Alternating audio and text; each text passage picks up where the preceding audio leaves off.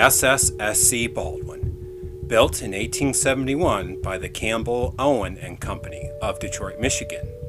This was for the Escanaba and Lake Michigan Transportation Company, and the Baldwin was commissioned to carry iron ore from Escanaba, Michigan to the ports of Chicago, Illinois and Milwaukee, Wisconsin. The Baldwin came in at a length of 160 feet. She had a beam of 30 feet, and her cargo hold was 11 feet deep. She had a gross tonnage of 418 tons, and she was powered by a high-pressure steam engine. The Baldwin was named after an officer of the Chicago and Northwestern Railroad. In March of 1873, the Baldwin had a second deck which was added to her in Chicago. This would increase her gross registered tonnage to 634 tons, and is believed to have made her the first double-decked steamer on the Great Lakes, being a wooden-hulled one as well. On April 30th of 1876, the Baldwin went ashore at North Point Reef on Lake Huron. And then on June 18th of 1876, the Baldwin actually collided with the schooner Ellen Spry off of Keweenaw, Wisconsin. Again, on April 28, 1877, the Baldwin went ashore near Alpena, Michigan, and she was repaired afterwards in Detroit, Michigan. In 1879, the Baldwin was sold to the Inter-Ocean Transportation Company of Milwaukee, Wisconsin. And then again, she was sold in 1882 to David Whitney, Jr. of Detroit, Michigan, and her second deck was actually then removed in order to refit her for the lumber trade she was about to embark on. In September 1886, the Baldwin went aground yet again in Lake George in the St. Mary's River with the freighter R.J. Hackett. Both of them were released by the tug Mystic. In 1891, she was sold to the Whitney Transportation Company of Hamtramck, Michigan. In 1903, the Baldwin was traveling from Green Bay, Wisconsin to Buffalo, New York. She was loaded with a cargo of lumber when, all of a sudden, she struck an ice pack and sank in Green Bay. This was about 10 miles north of the entrance to the Fox River, near Longtail Point. The tugs Wright and Nelson went out to aid the Baldwin. However, they could only move her about 25 feet, and this caused her cargo of lumber to roll off her deck and break her upper cabin structure completely off.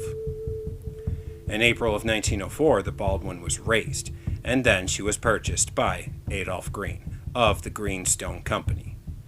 However, despite some damage to her rudder and her keel, her hull actually remained mostly intact. And finally, in July of 1904, the Greenstone Company decided to convert the Baldwin to a barge and removed her machinery in the winter of 1904. In June of 1905, the Baldwin started hauling limestone from Sturgeon Bay, Wisconsin to Milwaukee, Wisconsin, and other ports up by Lake Michigan's west coast.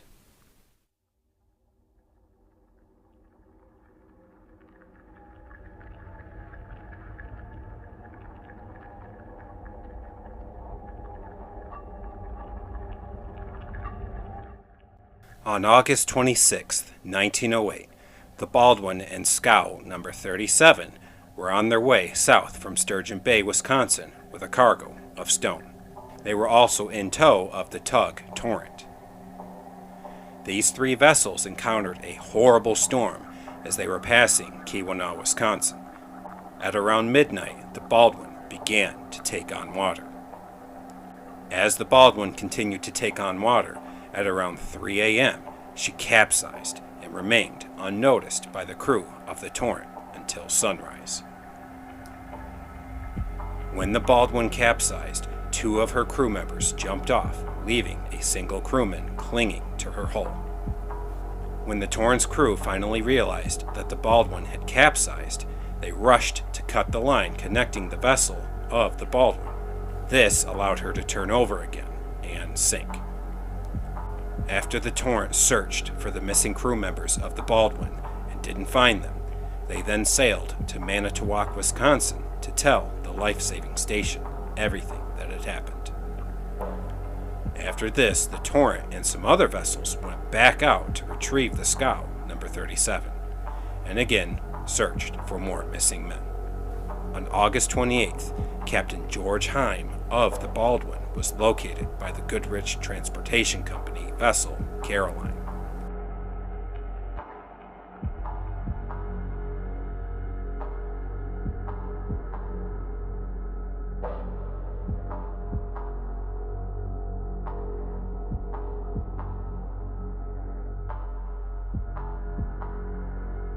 And then, a few days later, the body of Jacob Whitgen, if I'm saying his last name correctly, the other crew member, washed ashore near Keweenaw, Wisconsin.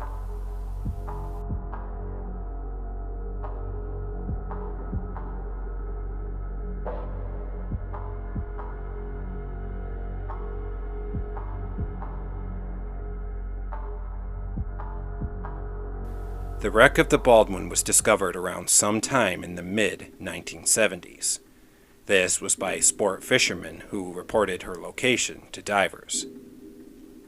The Baldwin's wreck is a popular recreational dive site, as she lies only about 75 feet in water. The Baldwin's wreck sits upright with her steam post mostly intact. Other than her steam post, her wreck consists of her stern deck, and her transom. In 2015, the Wisconsin Historical Society conducted a complete and full archaeological survey of the Baldwin.